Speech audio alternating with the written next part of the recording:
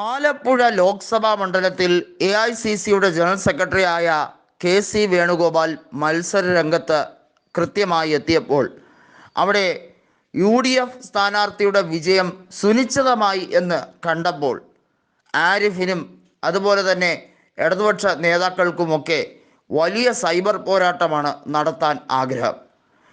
വേണുഗോപാൽ BJPയെ സഹായിക്കാൻ വേണ്ടിയാണ് അത്രേ ആലപ്പുഴയിൽ എത്തിയിരിക്കുന്നത്. രാജ്യസഭാ സീറ്റിൽ ഒഴിവരുമ്പോൾ, അതും കേവലം 2 കൊല്ലം കഷ്ടിച്ചില്ലാത്ത രാജ്യസഭാ കാലാവധി അദ്ദേഹം ഉപേക്ഷിച്ച് വരുമ്പോൾ അത് രാജസ്ഥാനിലെ BJPയെ സഹായിക്കാൻ വേണ്ടിയാണ്. അങ്ങനെ മൊത്തത്തിൽ രാജ്യസഭാ സീറ്റിൽ കൂടുതൽ സീറ്റുകൾ നേടിയെടുക്കാമെന്നൊക്കെ പറഞ്ഞ് പുതിയ കണ്ടുപിടുത്തവുമായാണ് സൈബർ സഖാക്കൾ വരുന്നത്. ഇതിന് കുഴലൂതാൻ കുറേ മാപ്പറകൾ ഇറങ്ങിയിട്ടുണ്ട്. ഇടതുപക്ഷ മാപ്പറകളാണ് കേട്ടോ. പക്ഷേ അവർ മനസ്സിലാക്കേണ്ട ഒരു കാര്യമുണ്ട്.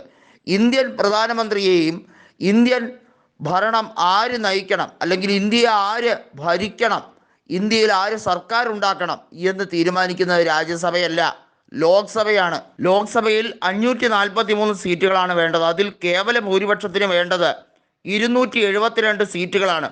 അതുണ്ടോ എന്ന് നോക്കിയിട്ടാണ് രാഷ്ട്രപതി ആരെയാണ് ഭരിക്കാൻ വിളിക്കേണ്ടതെന്ന് തീരുമാനിക്കേണ്ടത്.